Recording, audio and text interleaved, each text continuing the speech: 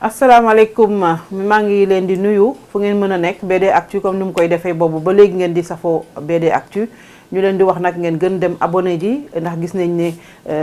bu ñu juddoo yàggul waaye boobu ba tey yéen a ngi abonné yéen a ngi suivre kon li ñuy wax ak askan wi am na ñu bëri ñoo xam ne safoo nañ ko ñu ngi leen ci remercier bu baax a baax tey nag li tax ñu génn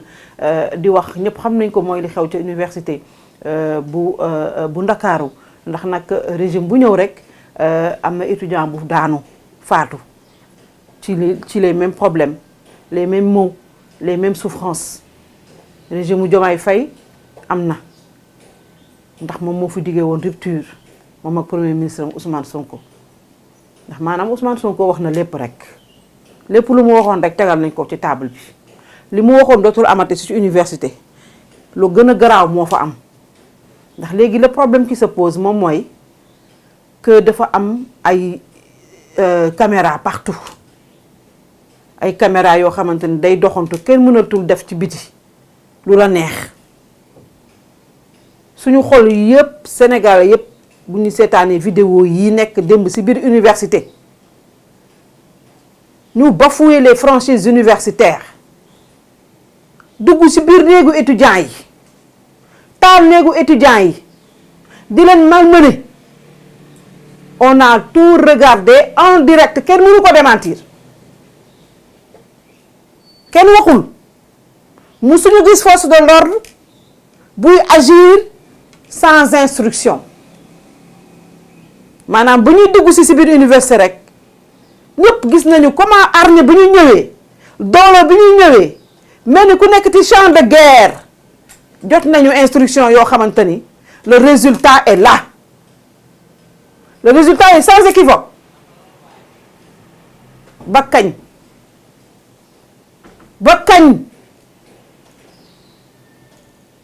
université nguur gu ñëw xeex ak étudiants yi ndax bourse on a affamé les étudiants si lu musul am ci histoire université jël université bi étudiants yi nekk en pleine session ñu tëj restaurant yi fan la étudiants yi di restaurant yoo waa étudiants yi jël seen bool dem di yelwaani lu ñu lekk guleet ci histoire université Sénégal nu mu baax nit ñi dañoo baax seetaan vidéo yi ñi ñëw indil étudiants yi ay lekk ak ay naan ngeen ne opposition bi ñoo ko def parce que dañu bëgg a diviser étudiants yi dañu bëgg a taal université bi les mêmes rengaines les mêmes chansons c'est la même personne qui parle c'est la même personne qui nous dit toujours li war a xew avant l'heure seulement son disque est rayé seulement son disque est rayé quelqu'un qui a des ambitions quelqu'un qui a un projet pour son peuple chaque jour bu génnee il apporte la bonne nouvelle mais quelqu'un koo xamante ni xamul luy nguur moom nee na lu mu gën a xam mooy defante chaque fois bu génnee il est dans des menaces chaque fois su génnee mi ngi dans les accusations gratuites parce que accusation bu amul preuve tubaab accusation gratuite la koy wax la bonne nouvelle jamais le Sénégal est dans les bas-fonds wu naqar xiif rafle mar tous les fronts sont ouverts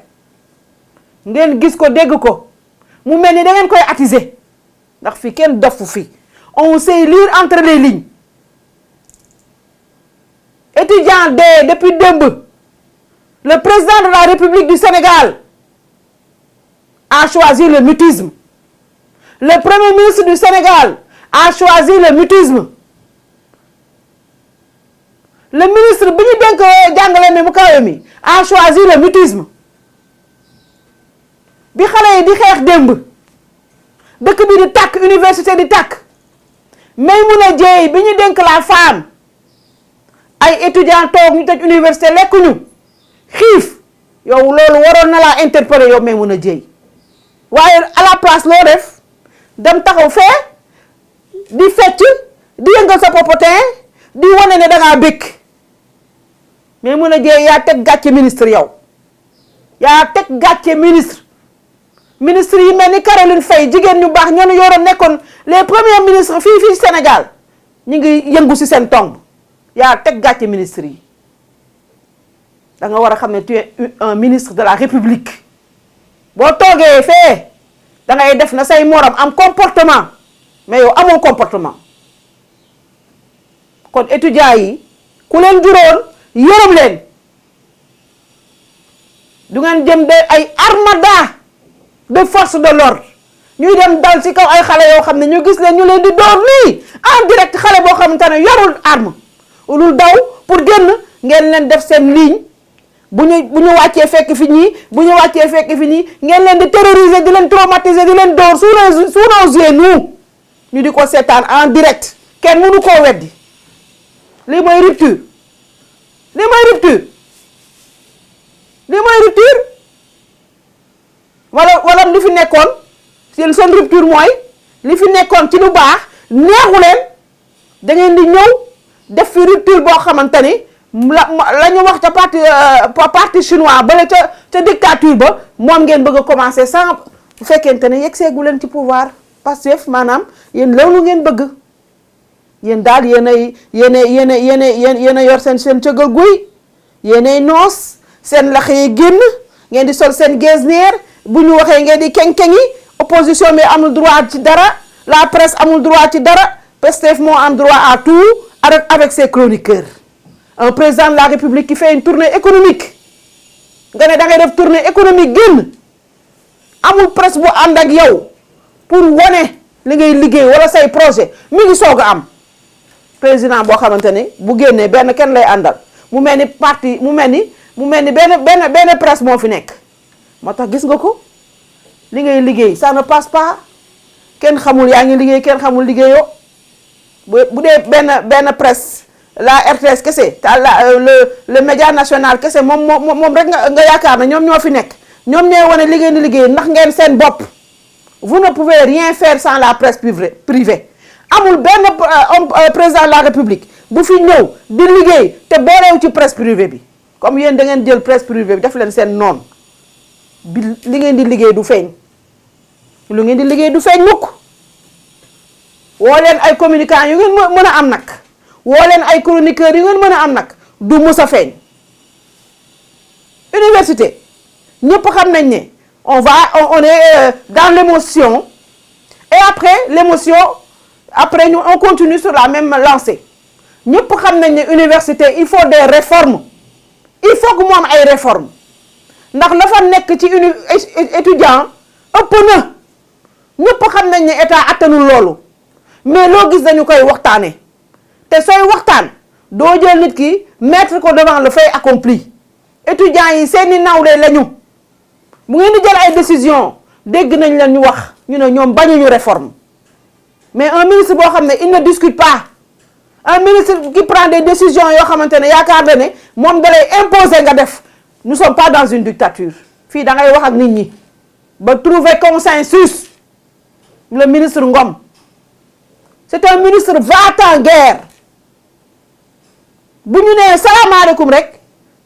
le directeur du COUD ba la nga xamante ni moom lu ñu wax moo woote téléphone bu ñu ko nee tëjal mu tëj bu ñu ko nee tëjil mu tëji amoo fa place yow kon COUD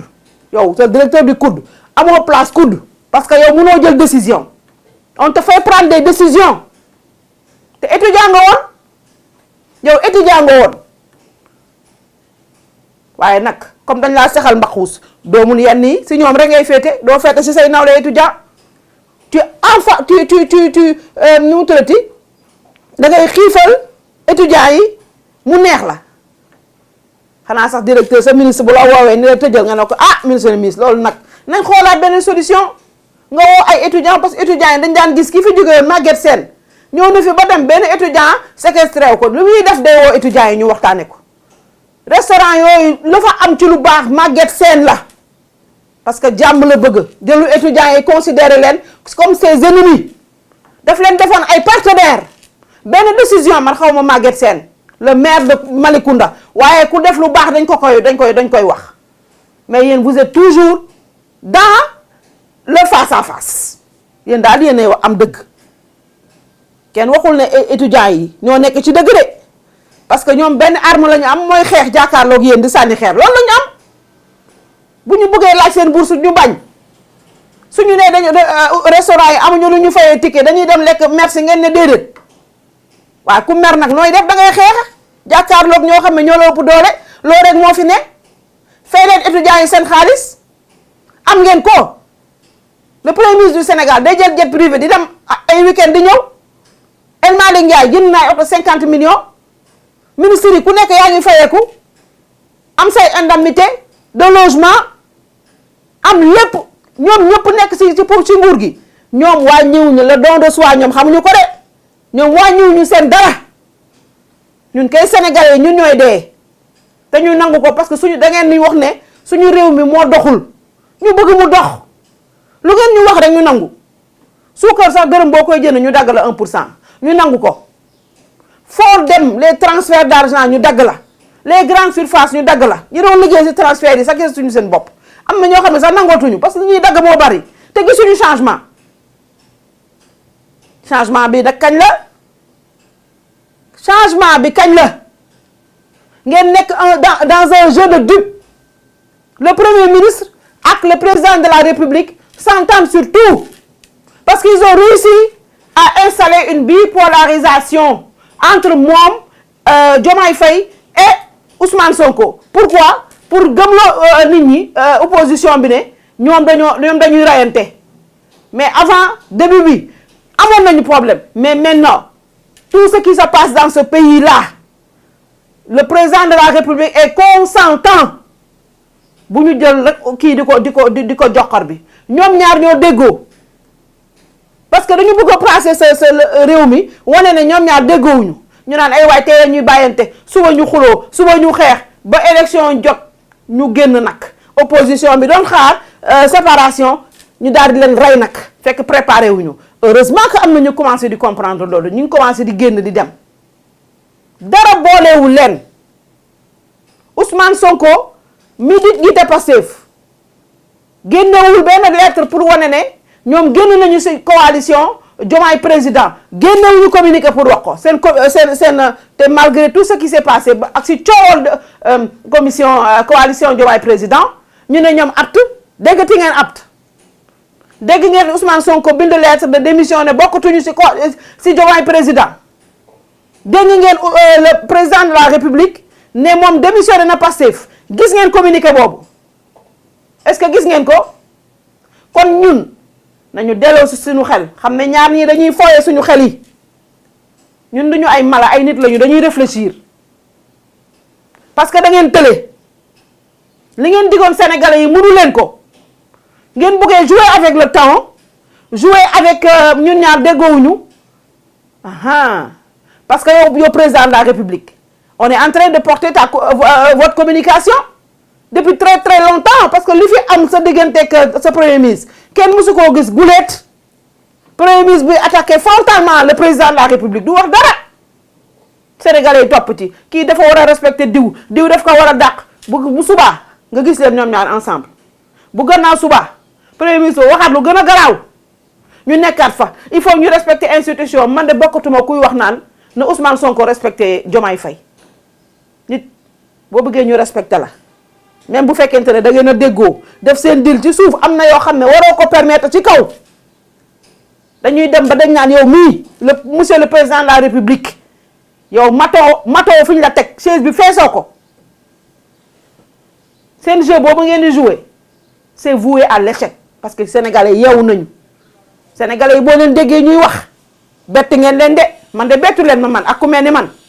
ndax xamoon naa ne résultat du ngeen ko am ndax mënu leen ku mënul nag da ngeen ciy boole ñu mën mais da ngeen na fermer nee nga yéen rek waaye yéen rek jël leen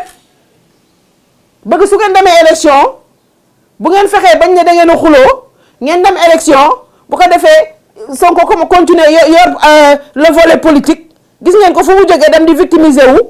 il dit toujours la même chose su ma faloo man waaye bu ngeen ni mayaatee 5 ans dina leen defal lii ñu jox leen 5 ans 3 ans presque defu leen fi dara lu stressé nit ñi jël suñu réew mi placer ko au 10e sous-sol, au 10e sous-sol, mettre nous dans une insécurité totale. Investisseurs yëpp daw, tous les segments tous les segments sociaux sont en ébullition. Université bi ngeen placé ko université ngeen xam ne fu coow di Abdoulaye Wade da ko doon wax nee na ñoom ñoo doon yëngal benn jour il a expliqué, il a donné cette exclusivité ne ñun ñii ñoo doon yëngal université ci temps wu aux années de braise la politique ñun waa ak waa LD ñoo doon yëngal université yi ku leen université politique dugg fa dañ leen di nax te bu université yi yëngoo dëkk bi dootul nekk ci jàmm. Sonko xam na ci dara ndax ba muy dem wuy ji gendarmerie police wala yoon buñ ko nee jaaral ni dans université lay jaar te xam ne bu fa jaaree du dem te étudiants yi dinañ ko defal un blocus du dem fenn moo ko gën a xam te wax na ko mais bu mu ñëwee tey jii bu ñu bëggee wane ne que ne tout est bloqué bu ñu bëggoon fay étudiants yi tey jii dinañ leen fay seen xaalis mais li ñuy def xëy na ils l'ont fait sciemment avec un ministre de l'Intérieur boo xamante ni on lui demande de gérer notre sécurité muy gérer loo xamante ni kenn santu ko di wax ay picc ak nañu ubbi ay kaafu picc ñuy naaw ak ils sont en cage ak ils sont privés de liberté waaye ku xiif ak ku rafle wala koo xam ne ñemetul dox ci mbedd mi ndax soo doxee ñu këf sax sa greffage sax dañ koy këf nekkoo en sécurité on te poignarde pour 100 francs wala saak boo lonko yow loolu est-ce que war nga am jotu leneen monsieur le ministre de l'Intérieur Bamba Cissé l'ami de Ousmane Sonko yaa ko wax ñëpp dégg ko avec un ministre de la justice Yacine Fall qui a traumatisé tout le monde taxaw di xuloo di xeex di accuser gratuitement di condamner à la place du juge di wane nag man je suis du Pastef lu Pastef bëgg laay def c'est noonu la ñu mel c'est comme ça qu'ils sont ñoom lu Pastef bëgg ñoom la ñuy bëgg a doxal ci réew mi mais yéen bëgg ngeen ko mais duñ leen ko bàyyee parce que Pastef moomul réew mi chaque jour ñu wax leen ko les gens les Sénégalais yi seen bopp ñoo xamatul sax où donner de la tête chaque jour boo yeewoo boo taalee sa téléphone da ngay tiit da nga naan encore ban scandale lay ñëw amaat avec ces gens-là avec ce régime-là on n'a jamais de bonnes nouvelles avec vous musuñu gis ñu def dialogue politique ñu war a def ñu jox leen le rapport amul résultat le président jël dugal ci tiroiram parce que dialogue politique boo ko defee xanaa di nga ne man lii ngeen d'accord consensus bi appliqué naa ko lii d'accordu leen ko lii man maa jël décision bi ñu dugal bu fekkente ne da ngeen bëgg a liggéey te bu fekkee dialogue bi ngeen di wax c'est sincère en vous da ngeen war a ubbi parce que loolu la ñu waxoon mais tant que Sonko ak mi ngi fi moom bëggul ouverture même Diomaye on sent que bëgg na ouverture mais son premier ministre et Pastef bëgguñu ouverture te lu Pastef bëgg moom la Diomaye du lu Pastef bañ Diomaye du ko def Diomaye mi ngi ci biir Pastef parce que gisaguñu sa lettre de démission le Pastef est dans la coalition Diomaye président parce que gisuñu le communiqué annonçant le départ de Pastef de la coalition présidentielle malgré tout ce qui s'est passé malgré tout ce que Ousmane Sonko a dit sur Mimi Touré et sur Abdourahmane Diouf yooyu yëpp du woon dara c'était pour amuser la galerie waaye nag bu ñu fekkee dañoo nekk ci réew moo xam ne amul opposition de salon opposition boo xamante ni conférence de presse lu ñu wax ñu toog rangaloo conférence de presse mooy fàttali temps wu chez Dansokho nga xam ne fa lañu daan jëlee les bonnes décisions pour faire face mais yéen ndeysaan opposition amu fi opposition bien entendu mënu am parce que sénégalais yi ils ont distribué les notes ci élection yi ñu passé am na ñoo xam ne yóbbu nañ leen déjà à si biti génnee nañ leen si langue politique yi mais il faut un renouvellement de la classe politique il faut un renouvellement sérieux de la classe politique pour pouvoir faire face mais bu ñu toogee du xoolee ba 2027 on ne voit pas l'opposition. De quoi a-t-elle peur cette opposition? ba kenn ñemew si taxaw jàkkaarloo ak ñii au plan politique te on a de bons profils. Qu'est-ce que vous attendez? bu ëllëgee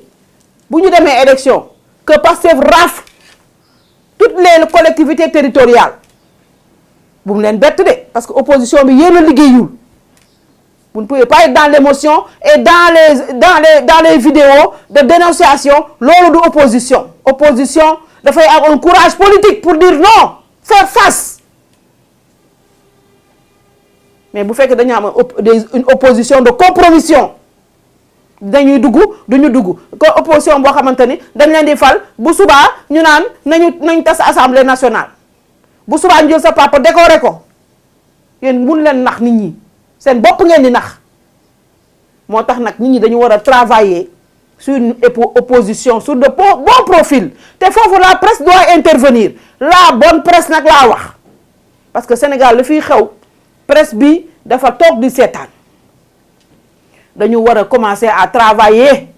sur les bons profils en tout cas moi je vais le faire les bons profils nekk ci réew mi am xam-xam bëgg a jot ci réew mi. Politiciens yi rek nekk fii di nax askan wi te ñooñu duñu ay politiciens de métier mais xam nañu nu ñuy politiquer la morale bi nga xam ne dafa a foutu le camp si suñu politique ñoom mun nañ ko apporter parce que ñooñu xiifuñu raflewuñu bi ñu ñëw au pouvoir ñàkkuñu xiifuñu boo jëlee bukki dañ ko seel nag loolu tax dal yaa ko teg sa bopp te moom moo ñu dal nii. yëgatuñu seen bopp de xamatuñu fuy metti de étudiant bee dee seen yoon nekkul ci loolu mais mun a jëlee lu mu tal du dem taxaw fee di fecc di xaar Sonko te Sonko ñëwul téléphone lay mujj woo ñoom ñi ngi préparer seen élection ñi ngi xalaat 2029 ñu tegaat leen fii ku dof sénégalais yi dañu choqué ils sont choqués hein même yéen ñi ngeen àndal sax ils sont choqués seen comportement jaaxal na askan wi jaaxal na sax àdduna bi yépp ah mais mënu leen ba pare nangu leen ne mënu leen loolu moo gën a metti soo mënul da ngay am humilité ne man kat état du ma ko li ma yaakaaroon ci état du loolu li ma diggee woon ba may nekk ci opposition mënatuma ko nga wax ak nit ñi ah avec franchise avec courtoisie mais soo génnee rek yow yaa ngi nekk naan da ngay menacer waaw léegi nee na def nañu mutrati dem nañu auditu Macky Sall yi moom lañ doon exercer maintenant sur les gens qui sont en prison ñoom tam def nañu seen ay audit léegi ñi ngi war na ñoom seen audit léegi def nañ ko audit de gestion ñoom Macky Sall ñoom def nañu léegi après dans quelque temps ils vont encore envoyer des gens en prison après moom ak le président de la République Diomaye Faye la ñoom ñaar ñuy di jouer noonu ñu naan Ousmane Sonko la moom moo dugal nit ñi prison parce que gis nañu comment Yacine Fall a parlé elle a condamné avant l'heure nee na am na ay crimes économiques am na ay crimes de sang te ñooñu ñëpp benn yoon waxu ko benn yoon joxewul verdict benn yoon jugé wu ko benn yoon condamné wu ko mais Yacine Fall xaritu Sonko nee na c'est elle-même qui a dit que maa bokk Pastef mooy secrétaire mooy la numéro 2 de Pastef Yacine Fall. Elle a condamné le ministre de la Justice a condamné avant l'heure donc il faut s'attendre prochainement ñu jëlaat ay nit sànni leen ci prison bi après bu ñu sànnee président génn naan ñun dañoo bëgg a jàmm ma ne Diomaye Faye ak Pastef ak Ousmane Sonko ñoo déggoo si li ñuy wax dara boolewul leen ndax keroog ba ñuy jubilé ca pare ba bii la première dame ñëwee songu jëkkër ji ñuy dafa xëccaale Ousmane Sonko ku xuloog sa jëkkër nga xuloog moom xuloowuñu fenn dara boolewu leen ñi ngi ci jàmm ndax bu ñu nekkul woon si jàmm Ousmane Sonko du toog ba mu neex ko mu jël avion dem ñëwaat te président du ci wax dara jet privé ci dem ñëwaat président du ci wax dara du nekk en tournée économique président di ko woo di ko yónni ay UEMOA la conférence des chefs d'État du toog ba mu neex ko mu génn nay président liggéeyalu ma la yow te président du ko wax dara du toog ba mu neex mu ne yow Abdou fii autorité amu fi président am gan mu toog xas leen nee na autorité ngeen war a am ñu jëlee ji le président bi daw Guinée Bissau ñu dem extirper ko indi ko fii mu dem assemblée nationale wax fa la fay wax te président moom moo yor la diplomatie du Sénégal moo waroon moom mooy xool ku ko neex mu toog fi mooy xool ku ko mënul téye ci réewam mu yóbbu ko mu dem assemblée jox les couleurs te président wax ko dara il empiète tous les jours sur les plates-bandes du président te président du wax dara qui ne dit rien consent qui ne dit rien consent Ousmane Sonko et Diomaye Faye ñoo déggoo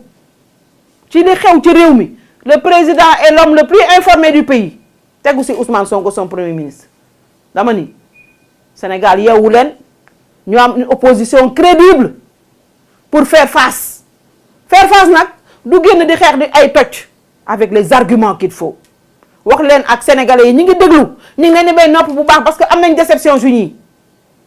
mais bu ñu amee déception su ñii te ëllëg amul kenn profil bu baax bu taxaw la ñuy joxaat ñi pouvoir bi ne leen continuer leen ñu xoolaat ngeen jóge fi 5 ans après parce que ñii nekkuñu pour liggéey de ñëwuñu fi pour liggéey de ñii ñëwuñu fi pour liggéey de dañoo ñëw pour defante Ousmane Sonko di wax naan moom deful revanche ci revanche la nekk ci revanche la nekk parce que bu génnee ci loolu rek lay def ci revanche ci menace les gens en ont assez étudiants yi nag dem leen après ils vont sortir pour dire voilà lii moo xew ma ni il faut bu fekkente ne bu ngeen defar université yi ñëpp d'accord nañu war a réformer nañu réformer mais nañ ko teg ci waxtaan ñu boole ci acteurs yëpp toog de l'éducation de l'enseignement ñëpp toog ñu waxtaane ne lii moo mën a am ñii ñoo mën a nekk université ñii la état mën a jàppale financièrement ñi ci des ñu xool fan lañ leen di verser waat parce que dañuy jàng 5 ans 6 ans génn di chômer parce que le marché de l'emploi du leen soxla adéquation formation emploi boobu ana le bilan étudiants yi boo gisee ñu bare ña nga mooy fële di redoubler rek di cartoucher rek parce que dañuy tiit bu ñu paree xamuñu fu ñu jëm kenn du leen jël ils préfèrent rester dans l'université di def seen ay business mais yooyu xam nañ ko donc il faut que l'État soit plus sérieux la question des universités là il faut mu nekk une question de débat national sax bu ko jaree mais ñu woowaat les acteurs def des réformes franches approfondies boo xamante ne ku ne danga ci gis sa bopp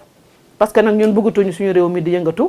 nit ñi di xeex gauche di xeex droite on en a assez ñun xam nañu ba pare ne mënu leen te du ngeen dem bu ngeen bëggoon dem da ngeen ci booleeg ñoo xam ne mën nañu xam nañu état parce que ñu ngi fi mais seen bopp rek dem di du tëju si ay salle di fecc si fi réew mi toll di fecc premier ministre dem di xool oraam bu xoolee oraam wàññeeku na ça c'est beaucoup effrité il le sait très bien Guinguinéo bale mu jógee moo gën a xam ne ni mu doon drainer ci ful amatu ko moo tax ngeen def ay plan serré kenn defu fi ful sax du sax élément boo xamante ne da lay war na yow mii boo demee élection da ngay gagné kon laaj ko Abdoulaye Wade keroog bu muy wax Karim Wade je dirais à ta maman que tu as bien travaillé ful ba ma nga woon fële vers l'école de fële nu mu tëddati vers la cybercriminalité ba Atepa technologie foofu la ful bi tollu te pourtant taxul prochaine élection yi dafa wàcc ful du élément bu xamante ne scientifique boo xamante ne day wane na yow saa tant que ful bi mi ngi ak yow rek boo demee aux urnes da ngay defar razzia yéen a ngi nax seen bopp sénégalais yi nag sonn nañu weddi nañ leen waaye nag du man maa leen koy waxal ndax sénégalais itam waxal leen yàq say wax la ndax ba may wax ci ñii ba léegi defe naa ne yéen a ngi koy gis de yéen a ngi koy gis te des na kon bokk ñu ngi leen di gërëm di leen sant di ñaan yàlla jàmm dellu si ci réew mi ndax loolu la nit ñi soxla ngeen waxtaan ak nit ñi ubbi seen bunt ñëpp a ngi taxaw les syndicats ñi ngi taxaw musuñu gis syndicat di taxaw état président du leen dalal wax ak ñoom buñ demee ba premier ministre bi tële mënul wax ak ñoom mënul jël décision président day woote les syndicats de la santé ñi ngi sur le pied de grève boobu ba léegi ñi ngi grève soo demee dans les hôpitaux tout est bloqué avec un ministre boo xamante ne kenn xamul sax fu muy commencer personne ne le connaît ce ministre là man sax xawma turam même les acteurs de la santé xamuñu ko moom daal soo ko gisee rek mi ngi derrière quand il y a une organisation politique wala dara foofu nga koy gis ci ginnaaw mu toog moom daal dafa toog rek moom xamul lu xew ce ministre de la santé là avec un gouvernement boo xam ne président nee na le premier ministre avait dit que incompétence